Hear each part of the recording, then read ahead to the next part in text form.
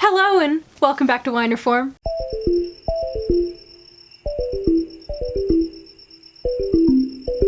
So it's been a while, I needed a breather, I really love doing this, but I did start a new job. Very happy about that. However, it meant that I needed to learn how to reschedule my life, hence the hiatus. But we're back, and we are back with another wine from around the world. Let it be known, I love Italian wines. I mean, I say that about a lot of wine, but there's room in my heart for a lot of wine, and Italian wine has a spot in there. I have found that they're the most food-friendly wines, in my personal opinion, especially if you're not really well-versed in pairing food and wine. It's really hard to go wrong with Italian wine and whatever it is that you are eating. So, given that we are in the season of food, I mean, well, we're always in the season of food, but given that we're in the season of heavy food and lots of food, because we are approaching the holidays, I only thought it fitting to crack open a bottle of wine, which would fit very well with a lot of my favorite heavy foods. So today we will be trying Montepulciano di Abruzzo. Montepulciano, the grape, not to be confused with the region. It is a black grape with very soft tannins, but incredible color. Something that's kind of interesting about it is that for a wine grape that's less, I guess, harsh, it can do very well oak aged. So that's new. Well, new to me. It's interesting. Montepulciano is grown in Italy, of course, but it's also grown in regions such as the Barossa Valley and McLaren Vale in Australia, some parts of the US, and some parts of New Zealand.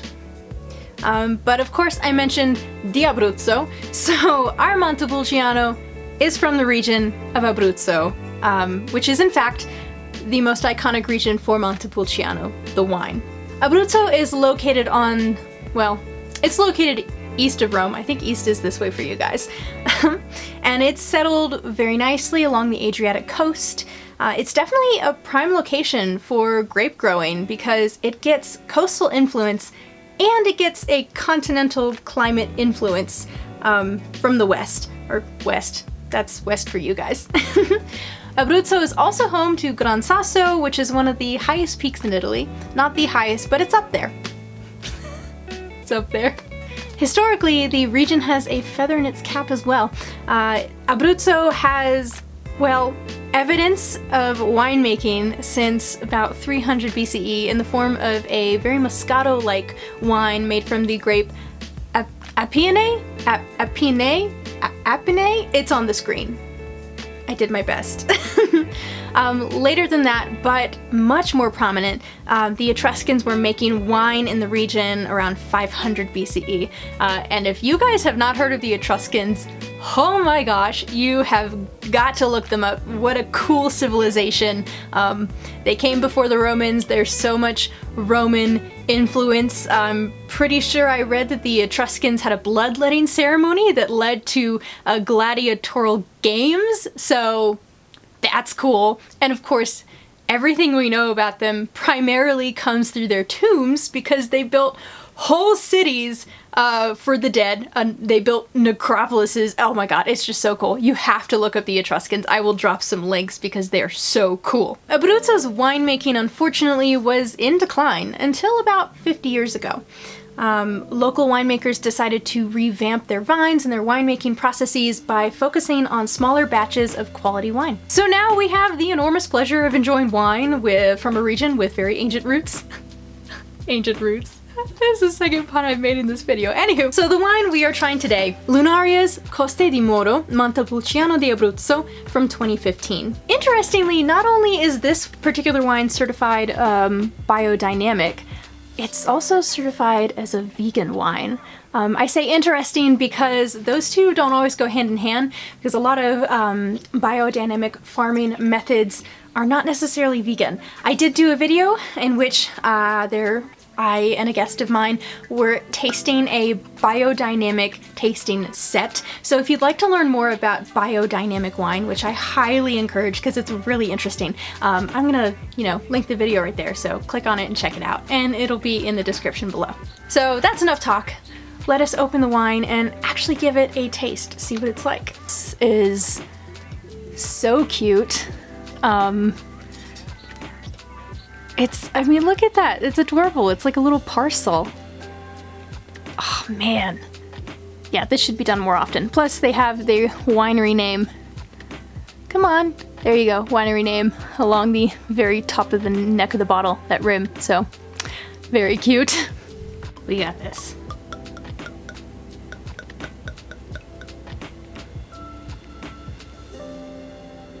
I tried. I really tried.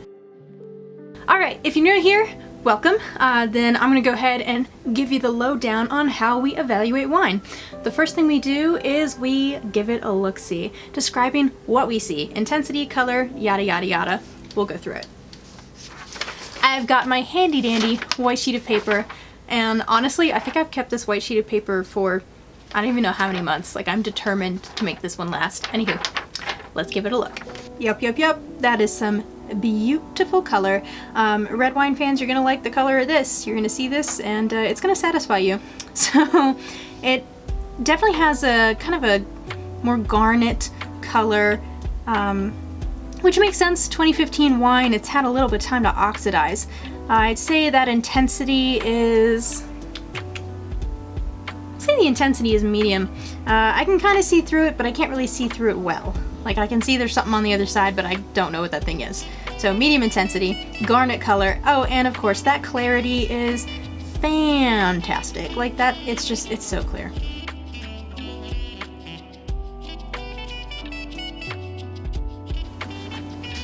Alrighty.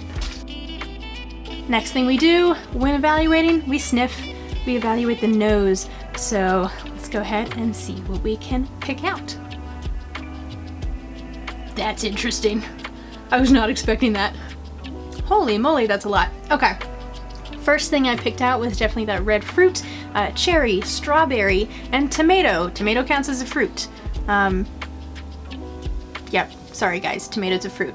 I also was able to pick out some interesting sort of undertones. I got a hint, a very slight hint of a vinegary nature, which I guess makes sense because, yeah, wine can turn to vinegar, but it's not so bad. Like, it's kind of pleasant, almost like a whisper of kombucha. I could also pick up on a sort of spicy red pepper note, and finally, like, the tiniest touch of acetone. So, fascinating nose, very fascinating. So now let's see if we can taste everything we smelled and what else we can grapple from this wine. Salud. Alright, so as far as the palate goes, I could taste everything that I smelled. However, the palate was far fruitier than the nose, so very fascinating. I will say the acidity felt, it felt high to me, and there was I guess a perception of sweetness. I wouldn't actually call it like high sugar per se. It's probably just from that fruitiness on the palate. So that was very, very good. I quite like that. I will say the tannins were very light, and that finish was long. I really appreciate that. I love a good long finish. I could sip this and just, you know, enjoy it. So very tasty. That alcohol felt high. I could definitely feel good heat in my mouth. So high alcohol. Am I missing anything? I think that's about it. Yep, that alcohol is high. It is at 14% alcohol by volume. So I'd say my perception of it checks out. So yes, the wine that we just tried, delicious. I can already imagine lots and lots of food that I can pair with this. I will say Italian food, duh. I wouldn't pair it with fish dishes or anything heavy on the, well, more creamy sauces. Definitely thinking ragu. There's this one pasta dish that involves chili peppers, and it's delicious. And I think that this would go with that one very well. I would pair it with arancini.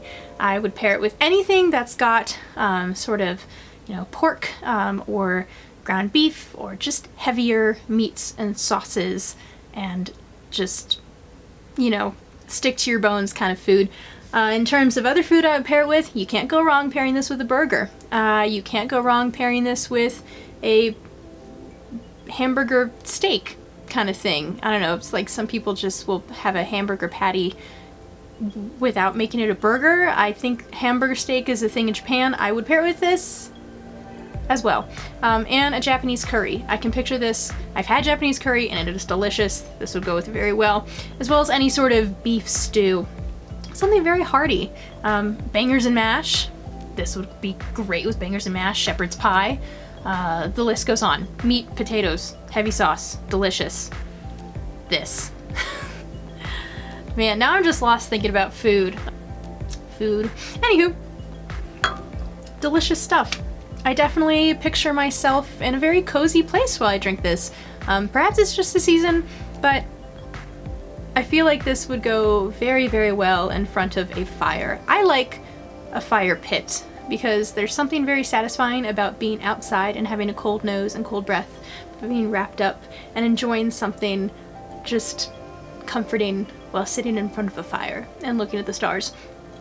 I would like to drink this in front of a fire pit or a fireplace, in some sort of really cool room with a fireplace.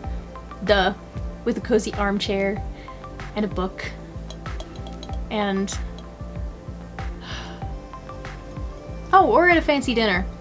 I could see, right now I'm picturing dinner, for some reason, at the top of a very tall building in Seattle on like an overcast day. I can picture drinking this with a meal at a restaurant at the top of a building in Seattle on a very overcast day. Oddly specific, but I picture it. Anywho, delicious, good stuff, love it, I recommend it. If you are into red wine, definitely try it. If you're not super duper into heavy red wine, you don't like that feeling of dry sort of astringency on your tongue, give the Montepulciano di Abruzzo a try. I do think that it could open your palate to some new possibilities. So very delicious. Thank you for joining me for another episode of Wine Reform. Again, it's good to be back. I needed the breather, but I love doing this, so I am very happy to be doing it again. I am working on the order of what I would like to bring to the metaphorical table. And so bear with me, but it's gonna be fun stuff. I can guarantee you that. It's gonna be a really fun wine. Anywho, I would like to know, how do you guys like to spend the holidays or the winter months? I will say that my winter months and celebration of the holidays tends to consist of spending fewer hours awake. Darkness makes me sleepy. I wonder why. So that's kind of how I like to enjoy the holidays, and I definitely build more fires. However I can do it, I build more fires in the winter time and I celebrate that way. And I also eat a lot more sugar. Probably shouldn't, but it makes me happy, so I'm going to do it anyway. Anywho, how do you spend the holidays in the winter months? I would love to know. With that all being said, I thoroughly enjoyed this. Thank you for being here, and I will see you guys again in 2 weeks. All right, bye-bye. Oh, and I mean it this time. It's gonna be 2 weeks, not like a 4-week hiatus, I promise.